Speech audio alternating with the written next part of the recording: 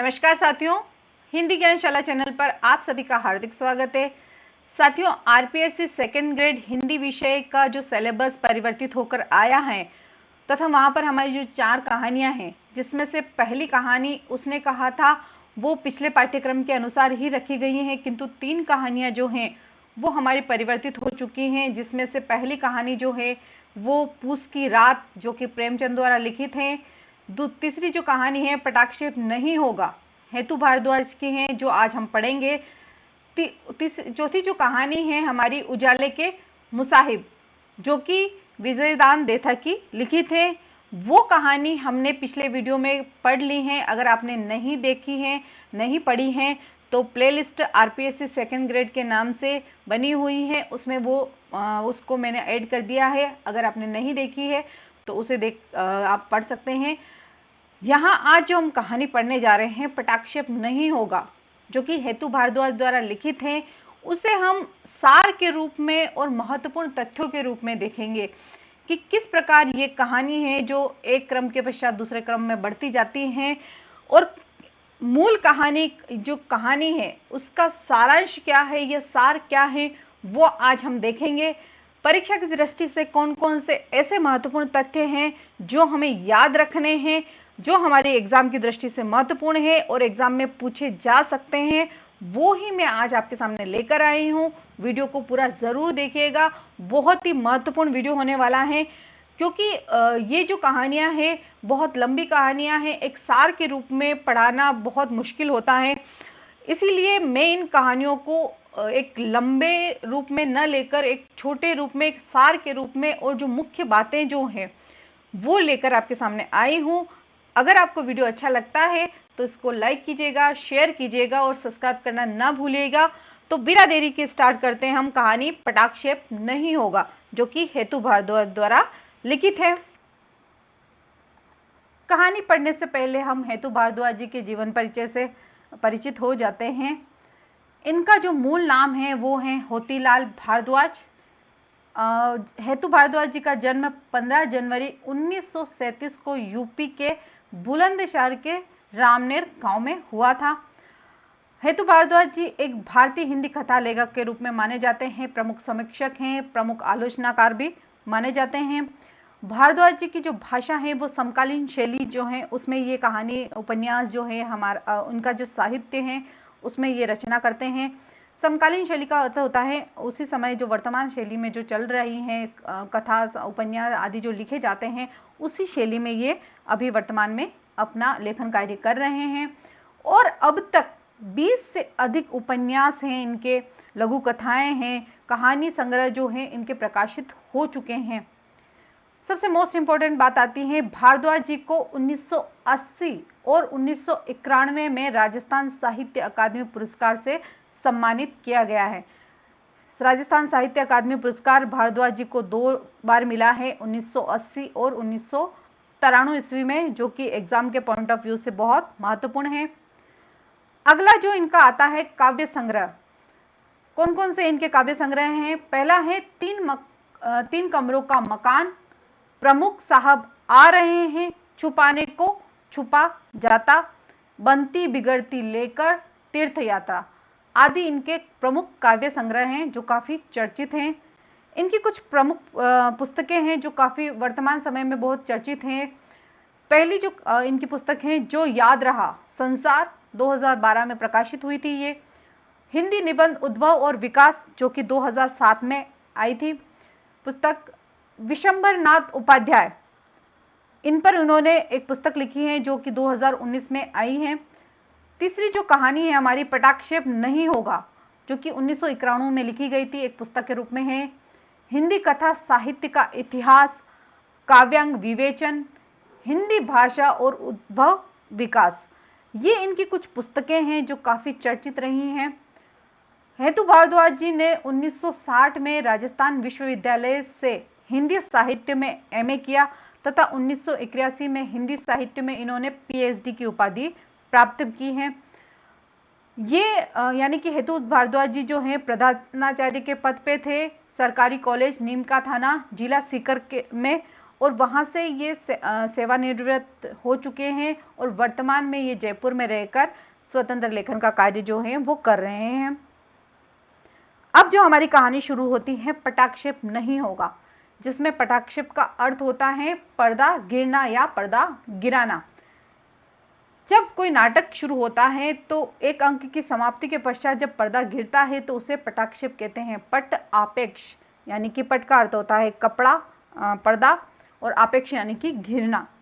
ठीक है, और ये जो कहानी है 1991 ईस्वी में आई थी। इसकी जो विधा है वो कहानी है, क्योंकि कई बार एग्जाम में पूछा जाता है, क्योंकि कुछ चीज़ें जो हैं पटाक्षेप जो हैं शब्द जो हैं वो हमारे नाटक में अधिकतर प्रयोग किया जाता है। तो कभी भी एग्जामिनर जो है वो पूछ सकता है कि पटाक्षेप नहीं होगा, किस विधा की जो है ये है।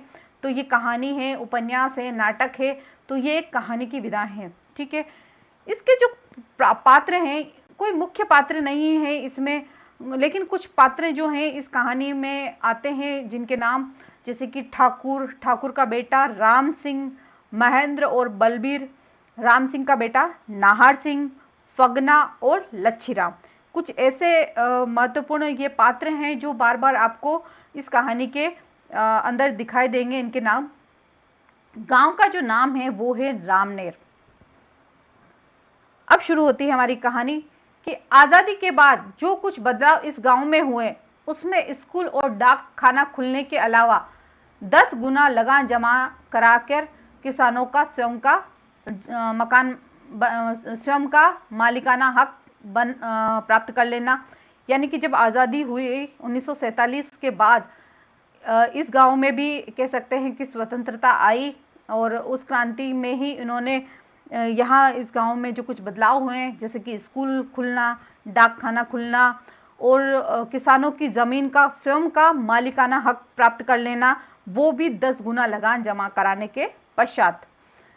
अगला पॉइंट आता है कि ठाकुर की जो जमींदारी से कुछ तो मुक्ति मिली। जो ठाकुर था वो जमींदारी का कार्य ही करता था, किंतु जब आज़ादी मिली हमें तो वहाँ पर उस गांव में आज़ादी की लहर भी आती है और ठाकुर को इस जमींदारी प्रथा से मुक्ति मिल जाती है। एक प्रकार से जमींदारी जो प्रथा है वो खत्म कर दी जाती है आज़ादी के पश्चात। और किंतु अभी भी जो ठाकुर और ब्राह्मण हैं, वहाँ के जो ब्राह्मण हैं अभी भी उन ठाकुरों के रहमो करम पर ही जीते थे। ब्राह्मण जो थे वहाँ पर वो ठाकुरों की ही जो है चाटुकारिता करते रहते थे। उनकी जो बात है उनके ही हाँ में हाँ मिलाने का कार्य करते थे। इस तरह के बदलाव के साथ गांव में लोकतंत्र को भी आना ही था। यानी कि जिस प्रकार से स्कूल खुले, डाक खाना खुला, किसानों की ज़मीन का मालिकाना हक मिला उन्हें, तो ये एक तरह से लोकतंत्र की शुरुआत मानी। और लोकतंत्र का जो पहला चुनाव है वो इस गांव में आता है। यानी कि चुनाव की जो समय है वो इस गांव में आता है। पहली बार ग्राम पंचायत का जो चुनाव है वो इस गांव में आते हैं, रामनेर गांव में। किंतु गांव के लोग जो हैं वो समझ नहीं पाते हैं कि ये चुनाव क्या होता है, किस तरह से वोट दिया जाता है, किस प्रकार से प्रधान है उसका चुनाव किया जाता है, वो समझ नहीं पाते हैं। इस पर क्या करता है मुखिया, गांव में सभा बुलाता है और सभा बुलाकर सभी से राय मशवरा करता है कि भाई बताइए वोट डालेंगे, क्योंकि चुनाव नहीं हुए उससे पहले ही प्रधान जो है, मुखिया जो है वो एक सभा का आयोजन करता है और उसमें पूछ लेता है सभी से कि भाई किसको बना दिया जाए प्रधान। तो आगे क्या होता है, उसका जो मित्र था पंडित मित्र, उसने प्रधान को ही मुखिया को ही प्रधान बनने की बात कह दी और बदले में कहा कि भाई प्रधान जो हमारे मुखिया जो हैं वो बूढ़े हैं, बुजुर्ग हैं, अनुभवी व्यक्ति हैं, गांव को अच्छी तरह से जानते हैं, सभी का भला कर सकते हैं। इस तरह की जो बातें हैं वो गांव वालों को परोसी गई और गांव वाले जो हैं सब एकजुट मतलब मान जाते हैं कि भाई क्या करें, अब हमको समझ में नहीं आता है कि चुनाव किस प्रकार से होता है, किस प्रकार से लोकतंत्र होता है, कैसे वोट डाला जाता है, वो समझ नहीं पाते हैं। और पंडित के कहने पर जो ठाकुर का बेटा है राम सिंह, उसे ही सर्वसम्मति से प्रधान चुन लिया जाता है। यानी कि गांव का जो पहला प्रधान था वो कौन था, राम सिंह। और बाकी चुनाव भी सर्वसम्मति से हो जाते हैं, यानी कि प्रधान हो गया, उप प्रधान, सरपंच, पंच, इस प्रकार से इस पंच जो हैं या और बाकी जो वार्ड पार्षद वगैरह ये सब जो थे वो भी चुन लिए जाते हैं। सारे ही उन्हीं के लोगों को वो चुन लेता है। मुखिया के बाद गांव वालों को बताया गया, यानी कि जब मुखिया ने बाद में गांव वालों को बताया कि ये चुनाव जिस प्रकार से संपन्न हुआ, निर्विरोध जो चुनाव था वो संपन्न हो गया सर्वसम्मति से, गांव वालों की इच्छा से जो है चुनाव में सबने ठाकुर का जो बेटा है राम सिंह उसको प्रधान बना दिया है। तो ये जो बात है वो मुखिया गांव वालों को बताता है कि ये जो बात है पंडित नेहरू जी के पास पहुंची है और पंडित नेहरू ने बड़ी तारीफ करी है इस गांव की। तो गांव वाले इस बात को सुनकर बहुत खुश हो जाते हैं कि वाह, मतलब बड़े व्यक्ति तक अपने गांव की बात पहुंच गई थी। रामनेर गांव में आबादी के लिहाज से ठाकुर और ब्राह्मण तो बराबर थे, यानी कि जितने ठाकुर थे उतने ही ब्राह्मण ही थे और कुछ दलित जातियों के लोग भी वहां पर रहते थे, लेकिन चमारों की संख्या इनमें सबसे ज्यादा थी। वहां पर उस गांव में जो चमार एक जाति थी वहां पर वे लोग सबसे ज्यादा थे ठाकुर और ब्राह्मणों से। इस बात को चमार नहीं जानते थे, यानी कि जो जाति थी चमार जाति जो थी वो इस बात को नहीं जानती थी कि उनकी संख्या जो है वो ब्राह्मणों और ठाकुरों से अधिक है, क्योंकि उनकी हैसियत ही ऐसी नहीं थी।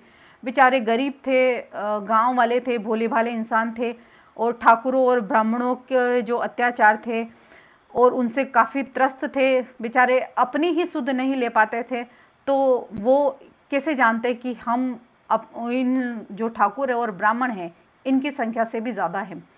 हालांकि इनमें से कुछ एक जो थे उनके पास ज़मीनें भी थी और कुछ एक पैसे भी थे, कुछ पैसे वाले भी थे, कुछ ज़मींदार जो किसान थे वो भी थे।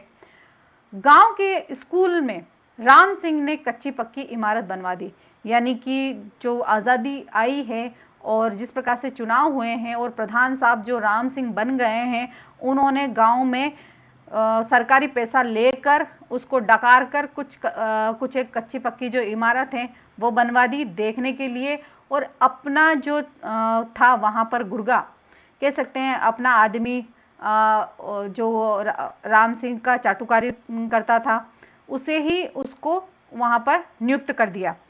वहीं डाक जो आदमी था कुछ एक पढ़ा लिखा होगा तो उसको पढ़ाई करवाने के, बच्चों को स्कूल में पढ़ाई करवाने के लिए भी उसी को लगा दिया और उसी को डाक खाने का काम भी वो देखने लगा। इस उद्दंड गुर्गे ने पढ़ाने की बजाय बच्चों को पीटा ज़्यादा।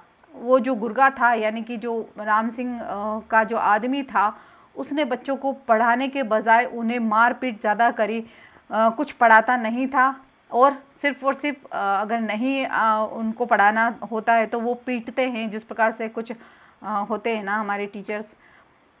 तो इस तरह के जो वो गुर्गा था वो बच्चों को पढ़ाता नहीं था, सिर्फ और सिर्फ उनकी पिटाई करता था, जिससे कि बच्चे क्या होते थे, डर जाते थे और वो स्कूल ही नहीं जाते थे, जिस वजह से बच्चे उस गांव के जो बच्चे हैं वो शिक्षा के मामले में फिसडी रहे, यानी कि जीरो रहे, कोई भी पढ़ लिख नहीं पाया।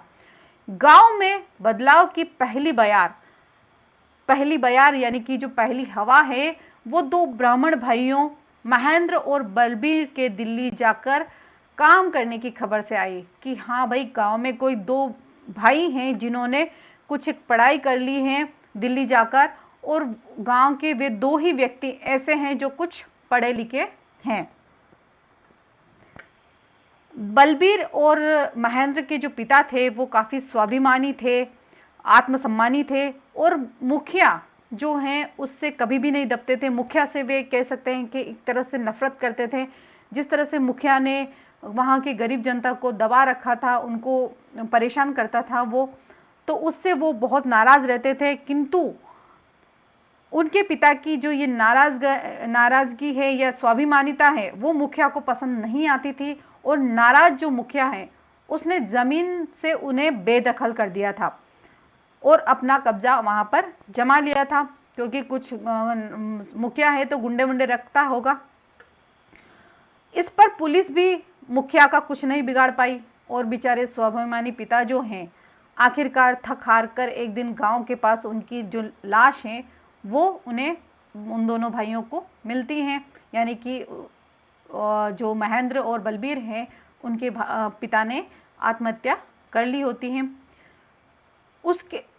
उसके अनाथ बच्चे यानी कि जो बलबीर और जो क्या है महेंद्र जो हैं, उनके जो पिता हैं यानी कि जो महेंद्र और बलबीर हैं, उनको उनका जो मामा है वो दिल्ली ले जाता है और उन्हें कुछ पढ़ाता है और सरकारी ऑफिस में वो चपरासी के पद पर लग जाते हैं। यानी गांव के दो ऐसे बच्चे हैं जो पढ़ लिख कर एक सरकारी ऑफिस में चपरासी के पद पर पदस्थ हो जाते हैं। दोनों कभी कभार गांव आकर घर की मरम्मत करवा जाते थे। उनका जो पुश्तैनी मकान था दोनों भाइयों का, कभी कभार आते थे दिल्ली से रामनेर गांव में और वहां पर उस घर की मरम्मत करवा कर चले जाते थे। उनके मन में मुखिया के विरुद्ध गहरा आक्रोश था, बहुत नफरत करते थे उस मुखिया से। और दोनों भाई जानते थे कि निर्विरोध जो चुनाव हुआ है वो किस रणनीति के तहत हुआ है, मुखिया ने किस प्रकार से गांव वालों को बहलाकर उनको अपने अधीन लेकर और उनको डरा धमकाकर किस प्रकार से ये जो निर्विरोध चुनाव है वो करवाया है, वो सब अच्छी तरह से जानते थे। दिल्ली में रहने के कारण, क्योंकि दिल्ली बहुत बड़ी सिटी है, तो वहां पर रहने के कारण वे जानते थे कि अगर चमारों को संगठित कर दिया, वो जो जाति थी, अगर उस जाति विशेष को उन्होंने अगर संगठित कर दिया तो पूरा गांव जो है मुखिया के आतंक से मुक्त हो सकता है। दोनों भाई अच्छी तरह से जानते थे कि पढ़े लिखे होने के कारण वो जानते थे कि यहाँ पर जो ये जाति विशेष है इसकी संख्या अधिक है और ठाकुरों और ब्राह्मणों की संख्या कम है। अगर ये जाति एक संगठित हो जाती हैं तो वो मुखिया इस गांव से हट सकता है, उसके जो आतंक हैं उससे उन्हें मुक्ति मिल सकती है। उन्होंने दिल्ली में ही तय कर लिया था कि अगले चुनाव में वे थोड़े बहुत पढ़े लिखे, यानी कि एक गांव का ही एक व्यक्ति है फगना, वो कुछ पढ़ा लिखा था और समझदार भी था और आर्थिक रूप से किंचित यानी कि थोड़ा सा समर्थ था, यानी कि उसके पास कुछ रुपए पैसे थे, इसके कारण वे उसको चुनाव लड़वाएंगे। दोनों भाई चुनाव घोषित होते से ही वे गांव आ गए। दोनों भाई जो थे बलबीर और महेंद्र जो गांव आ जाते हैं और फगना से इस बारे में चर्चा करते हैं कि तुम इस बार के जो चुनाव हैं उसमें खड़े हो, मुखिया के अगेंस्ट, मुखिया के खिलाफ खड़े हो, और यहाँ पर तुम्हारी जो संख्या है, चमारों की जो संख्या है, तुम्हारी जाति की जो विशेष की जो संख्या है वो अधिक है। और फगना उनकी बात में आ जाता है, मतलब उन्हें लगता है कि सच में ये बात जो है ये सही कह रहे हैं, वाकई में ये जो बात होती है वो सही होती है, क्योंकि परिवर्तन प्रत्येक स्थिति में होना चाहिए, चाहे गांव हो, शहर हो, चाहे कहीं पर भी हो।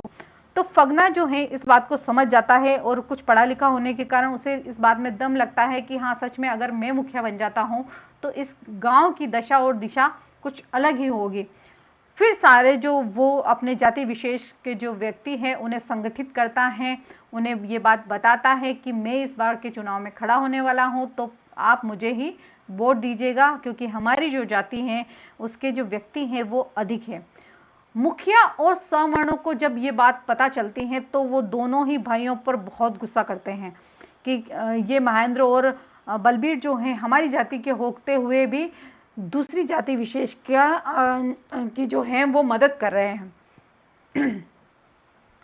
उन्होंने यानी कि मुखिया और सवर्णों ने हर तरह से उन दोनों भाइयों को समझाने की कोशिश की, लोभ लालच भी दिया, डराया धमकाया भी कि तुम इस तरह से अगर करोगे तो तुम्हारी पिटाई होगी, ये होगी, वो होगी। लेकिन वो दोनों जो हैं अड़े रहते हैं, क्योंकि उन्हें अपने पिता का जो बदला है वो लेना होता है मुखिया से। मुखिया क्या करता है, वो चमारों को बुलाकर उन्हें समझाता है। तो ठाकुर जो व्यक्ति थे जाति विशेष के, वो ठाकुर की जो दया दृष्टि पर थे, यानी कि कुछ एक पैसे जो ठाकुर था कभी कभी दे देता हूँ, उनका कोई छोटा मोटा काम जो है वो करवा देता था, जिसकी वजह से वे उसके जो हैं एक प्रकार से नौकर के रूप में थे और वो उसकी दया दृष्टि पर ही निर्भर करते थे। तो वो क्या होते हैं, वो इस चुनाव में फगना के जो साथ देने से वो हट जाते हैं और जाति के मामले में वो अब कर भी क्या सकते थे, ये उन गांव वालों की थोड़ी सी यहाँ पर मजबूरी हो जाती है। यहाँ पर ठाकुर जो है वो जाति विशेष को एक धमकी देता है कि अगर चुपचाप आप अगर साथ नहीं देंगे तो मैं आपको देख लूँगा। यानी कि किस प्रकार से आप सोच सकते हैं कि उस मुखिया का आतंक रहता है वहाँ पर उस गांव में। इस तरह चमारों में अदृश्य फूट पड़ जाती हैं जो कि दिखाई नहीं देती। चमार एक तरफ से कहने में तो वो जाति से एक रूप से संगठित थे, किंतु जब चुनाव आते हैं तो वे मुखिया की तरफ हो जाते हैं और चुनाव का जो नतीजा निकलता है वो वही निकलता है जिसकी आशंका रहती है। चमारों की फूट से राम सिंह ने फगना को भारी मतों से हरा दिया।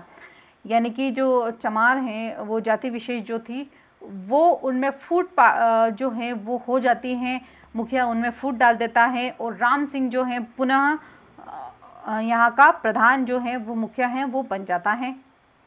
बलबीर और महेंद्र को मुखिया ने बुलाया और खूब लानत मलानत और सब कुछ दी, डराया धमकाया, सब कुछ किया। तब दोनों ने कहा कि ये आखिरी चुनाव थोड़ी है। बलबीर और महेंद्र दोनों कहते हैं, जब मुखिया उन्हें डराता है तो कह देते हैं कि ये कोई आखिरी चुनाव नहीं है, अगले जब चुनाव आएंगे तब हम तुमको देख लेंगे। इस पर मुखिया कहता है कि तुम्हारे लिए तो ये आखिरी ही समझो। और दोनों भाई वहां से निकलते हैं और पराजय से हार से टूटे फगना के पास जाते हैं, उसे ढांढस बनाते हैं, हिम्मत बनाते हैं कि कोई बात नहीं, तुम अपने लोगों को संगठित करने में लगे रहो, अगले चुनाव में हम सबको दिखा देंगे कि किस प्रकार से संगठन में एकता में ताकत होती है। और उसी रात जब बलबीर और महेंद्र जो हैं उसको समझाकर वापस आ रहे होते हैं तो कुछ जो लोग होते हैं यानी कि मुखिया के जो गुंडे होते हैं, मुखिया के जो व्यक्ति होते हैं, वो महेंद्र और बलबीर को पूरी तरह से पीटते हैं। सुबह जो है फगना और उसके कुछ लोग जो हैं दोनों उनकी मरहम पट्टी करने के लिए उन्हें कस्बा जो है वहां ले जाते हैं। दोनों भाई थाने भी जाते हैं तो पुलिस उन्हें डराकर धमकाकर भगा देती है, डांटकर भगा देती है और वहीं से दोनों भाई वापस दिल्ली चले जाते हैं।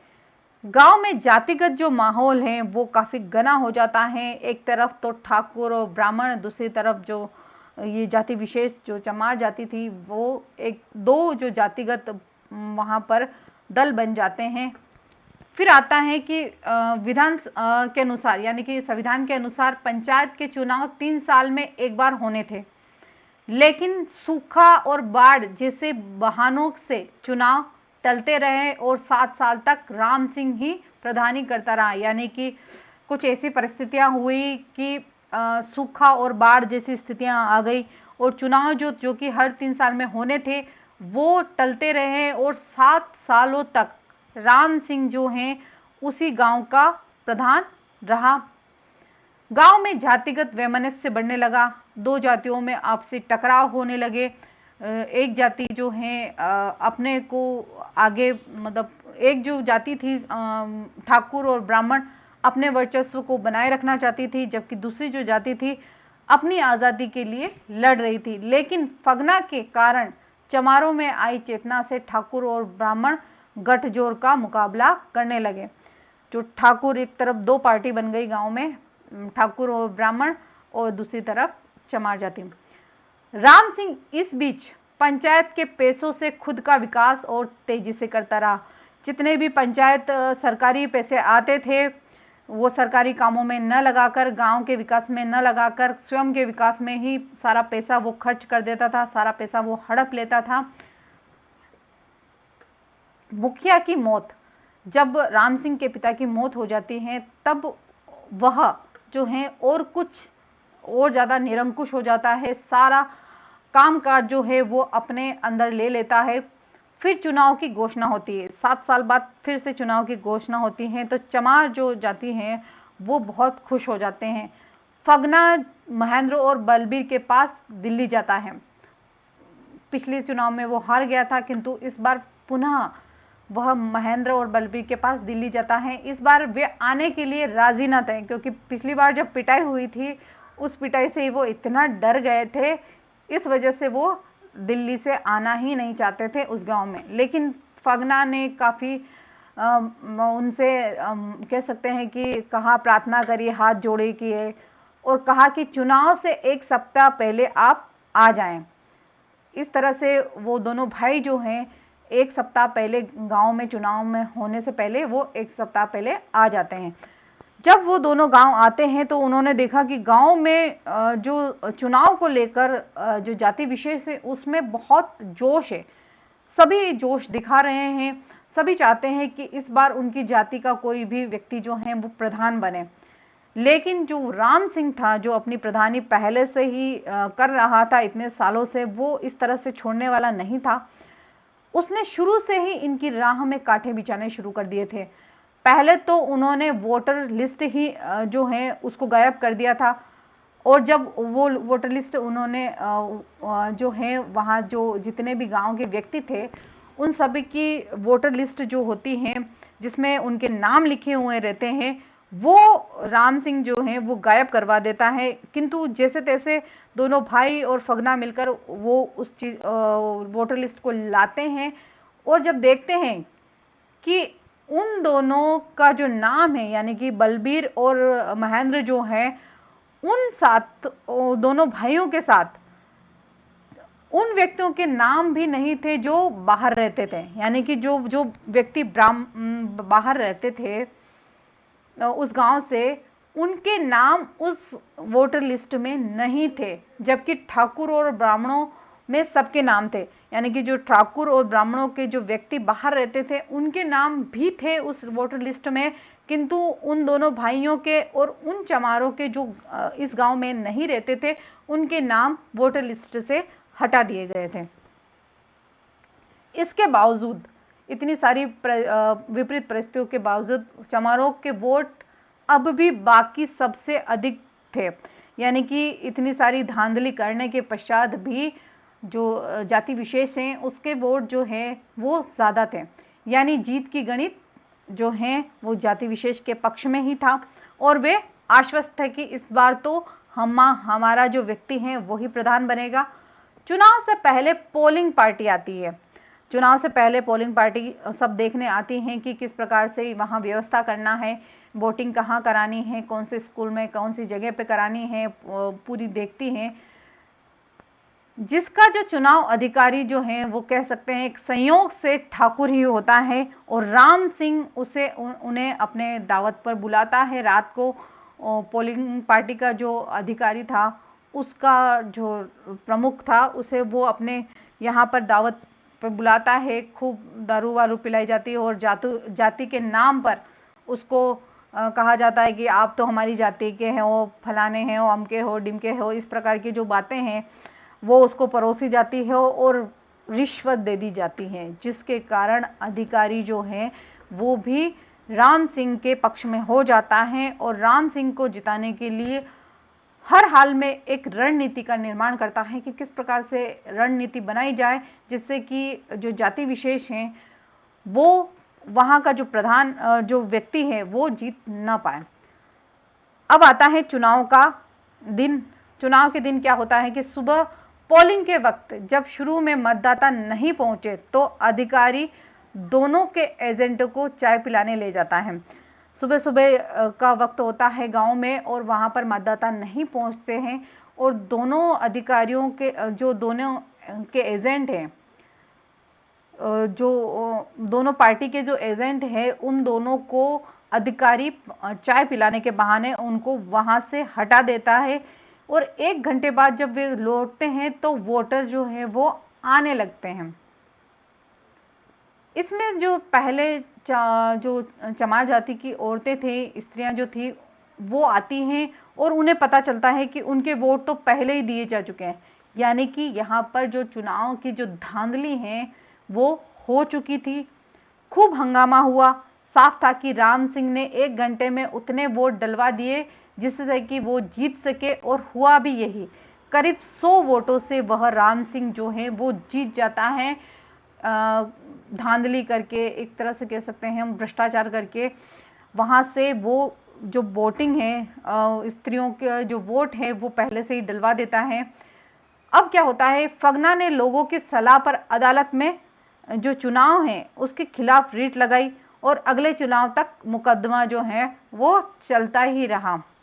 सरकारी काम है थोड़े धीरे से ही होते हैं, इसी वजह से जो पहला चुनाव था उसमें राम सिंह भी प्रधान बन जाता है और जो रीट लगाई जाती है फगना द्वारा वो अगले चुनाव तक भी चलती रहती है। राम सिंह के धांधली से प्रधान बन जाने से गांव में सवर्ण दलित संघर्ष और गहरा गया। वहां की स्थिति जो है गांव की, एक तरफ सवर्ण हो गए, एक तरफ दलित हो गए, तो वहां गांव की स्थिति जो है बहुत ही खराब, दयनीय हो गई थी। फगना ने केंद्र तक के दलित नेताओं तक पहुंच बना ली। फगना भी अब काफ़ी पॉलिटिकल जो आदमी है वो बन गया था, उसने भी दलित नेताओं तक अपनी पहुंच बना ली। तो राम सिंह ने सवर्ण के नेताओं से, दोनों ने अपने अपने नेताओं से गठजोड़ कर ली थी। दोनों अपने नेताओं को गांव में लाकर सभाएं कराने लगे और गांव में अलग अलग किस्म की जातीय राजनीति का उभार हुआ। किस प्रकार से एक राजनेता नेता जो होता है अपनी रोटी सेकने के लिए लोगों को लड़वाने का कार्य जो करता है, वो काम जो है वो उस गांव में होने लग जाता है। दोनों तरफ गुंडों की तादाद जो है वो बढ़ जाती है, आए दिन उनमें संघर्ष होता ही रहता है। राम सिंह पंचायत के पैसों को कागजों में गांव के विकास को करता रहता है और खुद ही माल हड़पता जाता था।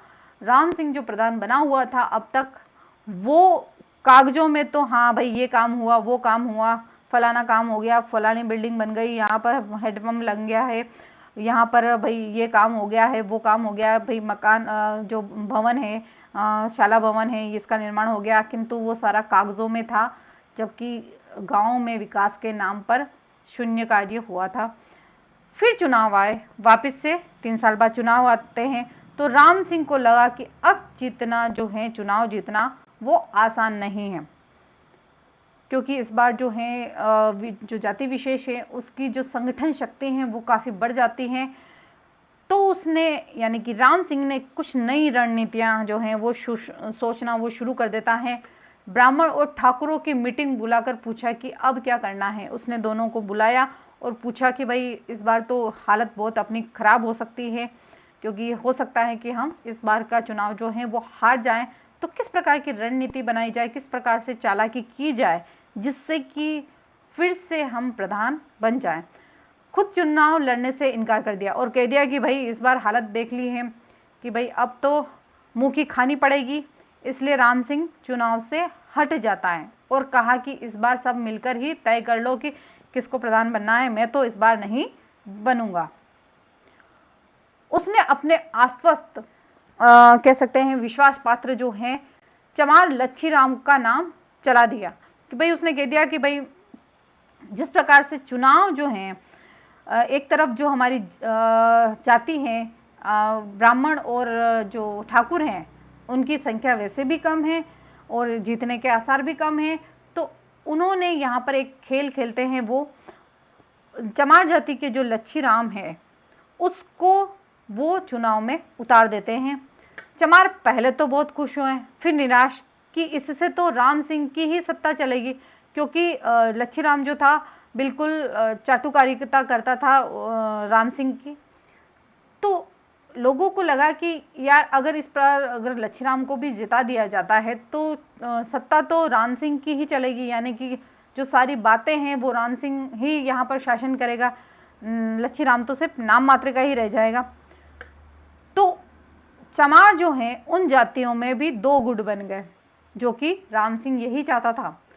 राम सिंह के सिखाने से लच्छीराम का जोश 2 गुना हो गया और वह अपने जाति भाइयों के कहने पर भी मैदान से नहीं हटा, क्योंकि जो जाति विशेष के जो व्यक्ति थे, चमार जाति जो थे, उन्होंने लच्छीराम को बहुत समझाया कि जो फगना है उसे ही आप प्रधान बनने दीजिए, आप अपना जो नाम है वो वापस ले लीजिए। किंतु राम सिंह उसे अच्छी तरह से पढ़ा लिखा चुका था, अच्छी तरह से समझा चुका था, उसके बातों में कानों में बात घोल चुका था, इसलिए वो किसी की बात सुनने को तैयार ही नहीं था।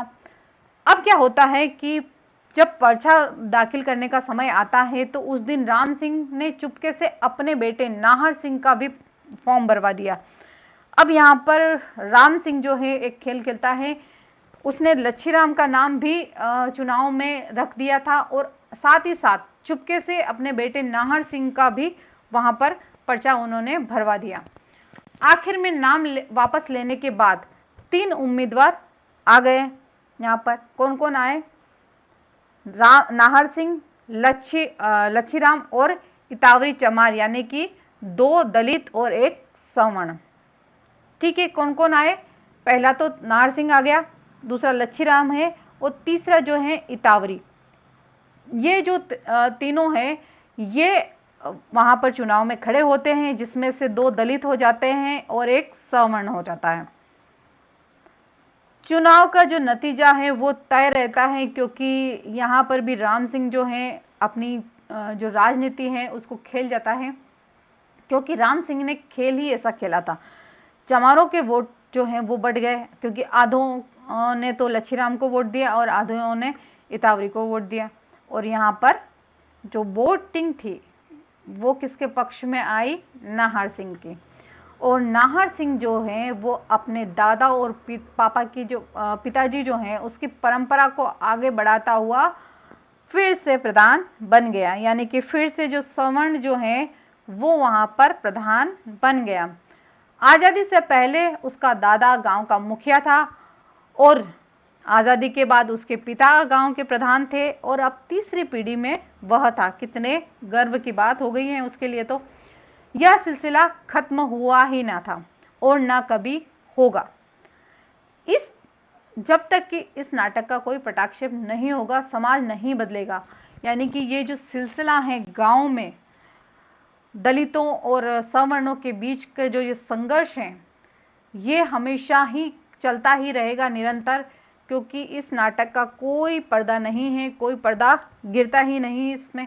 आज भी स्थिति हमारे गांवों में जो देखी जाती है चुनाव के समय वो ये कि यही है।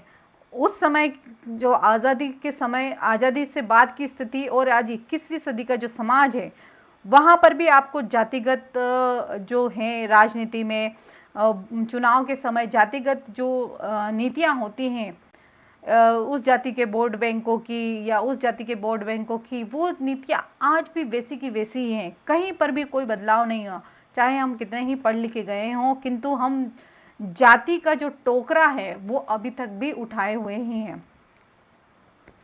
इस कहानी का जो मुख्य अंश क्या क्या है वो मैं आपको बता देना चाहती हूँ। इस कहानी में पहले ही बताया गया कि एक गांव की कहानी है भाई, इसमें कोई विशेष पात्र नहीं है, पर जो लोग भी हैं इस कहानी में वो उसी गांव के हैं और उसी गांव के जो कहानी के लोग हैं वो पात्र के रूप में रहते हैं। और ये कहानी कह सकती हूँ मैं कि वास्तविक रूप की कहानी है। वैसे वे लोग इस गांव के हिस्से भर हैं। रामनेर जो गांव है, गांव की यह कहानी अनवरत चलने वाला नाटक है, पर यह नाटक नहीं, यह कहानी है। ये एक ऐसा नाटक है, यानी कि जो चुनाव का जो नाटक होते हैं गांवों में, या जो हमारी भारत देश में जो इस तरह के नाटक होते हैं चुनाव में जातिगत भेदभाव वाले और जो एक तरह से एक सामंतवादी जो स्थिति होती है कि उसका जो प्रधान होता है, वोट बैंकिंग जब की जाती है, वो सारी स्थिति आज भी ऐसी की ऐसी ही चालू है। यानी कि ये जो नाटक है वो अभी भी ऐसा ही चालू है यहाँ पर। इस नाटक की शुरुआत जो है भारत की आज़ादी मिलने के बाद शुरू होती है और नाटक बराबर चलता है बिना किसी पटाक्षेप के, यानी कि कोई पर्दा नहीं है इस कहानी का। पर यह भी तो अंतिम चुनाव नहीं था और रामनेर के समतावादी समाज की स्थापना का सिलसिला जो था वो जारी था और जारी तो रहना ही चाहिए। आज़ादी से पहले केसर सिंह रामनेर का मुखिया था। जो मुखिया था उसका नाम केसर सिंह था। केसर सिंह के बाद राम सिंह जो हैं वो आज़ादी के पश्चात चुनाव जीतता है और वो बनता है। फिर उसके पश्चात नाहर सिंह जो हैं वो मुखिया बन जाता है। आज़ादी के बाद उसका पुत्र जो है राम सिंह 3 बार कितनी बार बनता है, ये आपको चीजें याद रखनी है एग्जाम के पॉइंट ऑफ व्यू से। आजादी के बाद उसका पुत्र जो होता है केसरी सिंह का पुत्र राम सिंह, 3 बार रामनेर गांव का प्रधान चुना गया था। फिर राम सिंह के पुत्र नाहर सिंह को ये प्रधान का पद मिल जाता है। पर यह सिलसिला जो है वो खत्म तो हुआ ही नहीं है। नाटक का पटाक्षेप जो है वो कभी नहीं होगा, इस नाटक का पर्दा कभी भी नहीं गिरेगा। अब आते हैं इस कहानी के महत्वपूर्ण तथ्य जो कि एग्जाम के पॉइंट ऑफ व्यू से बहुत बहुत बहुत महत्वपूर्ण है। अगर आपने ये कहानी अगर पढ़ी है तो ये जो महत्वपूर्ण पॉइंट है ये आप कॉपी में नोट डाउन जरूर कर लीजिएगा, बहुत महत्वपूर्ण है। एग्जाम के टाइम पर आपके बहुत काम आएंगे। जब आप फास्ट रीडिंग करेंगे तब आपको बहुत मदद मिलेगी। पहला जो पॉइंट आता है कि रामनेर गांव का ठाकुर आजादी के बाद भी गांव का मुखिया बना हुआ है। गांव में सामंतवादी समाज के नाम पर लोकतंत्र का जो नाटक चुनाव से पहले चल रहा था वह आज भी जारी है, अनवरत जारी रहेगा। समतावादी ब्राह्मण मुखिया जो हैं वो मुखिया के पूज्य और सहयोगी हैं। भाई ब्राह्मण जो हैं वो ठाकुर के विश्वास पात्र हैं, कह सकते हैं कि इनके अलावा शेष जो हैं वो निर्धन जनजाति हैं और कुछ जो है वो एक जाति विशेष जो होती हैं, चमार जाति जो हैं वो वहाँ रहते हैं। आज़ादी के बाद गांव में क्या क्या परिवर्तन होता है वो याद रखना है आपको। स्कूल, डाकखाना और किसानों को अपने ज़मीन का मालिकाना हक देना, ये इस तरह से लोकतंत्र आने का जो है वो संदेश है एक तरह से यहाँ पर। अगली जो आती है कि बात कि गांव में राम सिंह को निर्विरोध जो प्रथम प्रधान के रूप में चुन लिया जाता है, जो कि बहुत बड़ी बात हो जाती है क्योंकि गांव वालों को पता ही नहीं रहता कि किस प्रकार से चुनाव करने हैं, किस प्रकार से वोटिंग करनी है। वो बेचारे भोले भाले गांव वाले समझ नहीं पाते हैं और ठाकुर यहाँ पर चुनावी जो गेम है वो खेलता है और अपने बेटे को ही वहाँ पर प्रधान बना देता है। गांव के जो 2 भाई होते हैं महेंद्र और बलबीर शहर में जाकर कमाने लगते हैं, कुछ पढ़े लिखे होते हैं, सरकारी अफसर में वो चपरासी के पद पर बन जाते हैं। इसी वजह से वे गांव में एक नई जो है लहर लाना चाहते हैं, नया बदलाव लाना चाहते हैं और जो प्रधान है, सरपंच जो है, उसको वहां से हटाकर एक नए व्यक्ति को वहां का प्रधान बनाना चाहते हैं क्योंकि वहां का जो प्रधान था, वहां का जो ठाकुर था, उनकी वजह से उनके पिता का निधन हुआ था।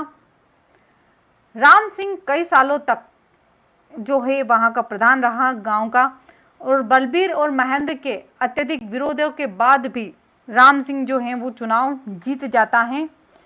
अंत में राम सिंह के पुत्र नाहर सिंह को भी जो है जीत दिलवा देता है राम सिंह।